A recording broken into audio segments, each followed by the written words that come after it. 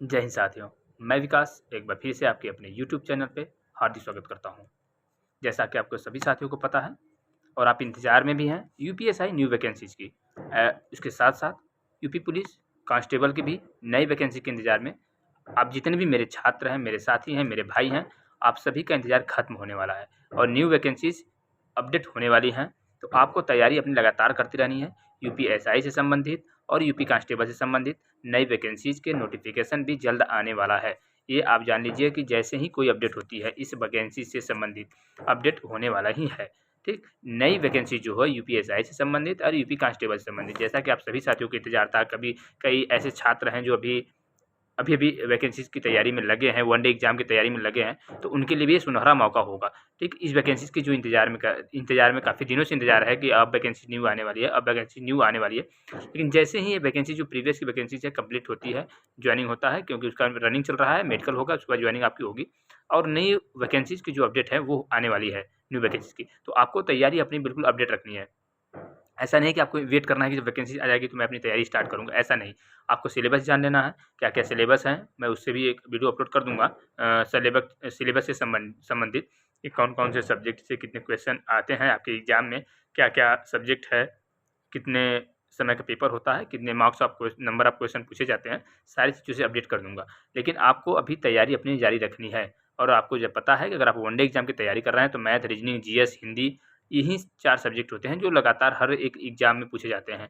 किसी में पेपर का लेवल जो होता है वो थोड़ा हाई होता है, किसी में पेपर का लेवल लो होता है, लेकिन सब्जेक्ट यही होते हैं। तो आपको अपनी तैयारी कंटिन्यू रखनी है। अगर आपको सिलेक्शन लेना है तो आपको तैयारी वैकेंसीज़ का इंतज़ार नहीं करनी है। आपको स्टार्टिंग से पहले से आपको तैयारी रखनी है, ताकि आप जब भी अगर पेपर हो, जब वैकेंसीज़ आए तो आप अपने आप को प्रिपेयर्ड समझिए। आप अपने आप को बिल्कुल तैयार हैं कि हाँ, मैं एग्ज़ाम दे सकता हूँ, किसी भी समय एग्ज़ाम को क्वालीफ़ाई कर सकता हूँ। दूसरी चीज़, आपको समय देना पड़ेगा। अगर आपको बेहतर तैयारी करनी है, कॉम्पिटिशन इतना बढ़ चुका है कि अगर कॉम्पिटिशन में आपको एक सीट लेनी है, अपने लिए रिज़र्व रखनी है, तो उसके लिए आपको मेहनत करना पड़ेगा।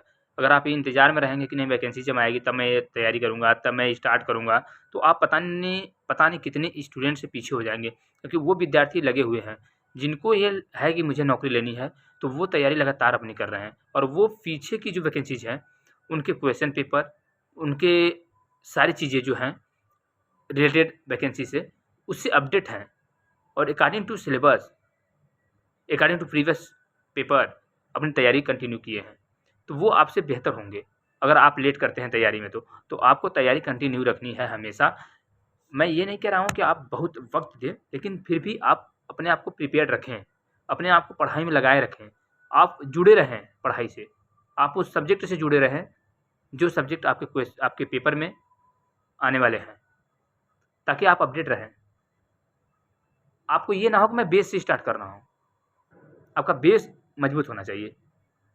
अगर आपका बेस मजबूत है, तो आप कम समय में भी अचीव कर सकते हैं जो चीज़ आप चाहेंगे। आपकी अगर तैयारी कुछ कम भी है, तो अगर आपका बेस मजबूत है, तो आप उस तैयारी तक पहुँच सकते हैं। तो आपको तैयारी रखनी है। जो वैकेंसीज़ है, यूपीएसआई की न्यू वैकेंसीज़ और यूपी कांस्टेबल की न्यू वैकेंसी नोटिफ़िकेशन किसी भी समय आ सकता है। संभावित है कुछ दिनों में आने ही वाला है नोटिफ़िकेशन। तो आपको अपनी तैयारी बिल्कुल कंटिन्यू रखनी है। इंतज़ार नहीं करना है कि जब नोटिफ़िकेशन आ जाएगा तब मैं तैयारी करूँगा, ऐसा नहीं। आपको तैयारी रखनी है, नोटिफ़िकेशन आनी ही है। वैकेंसी आज आनी या फिर कल आनी, वैकेंसीज़ तो आनी है, तो आपको उसी अकॉर्डिंग अपनी तैयारी भी रखनी है।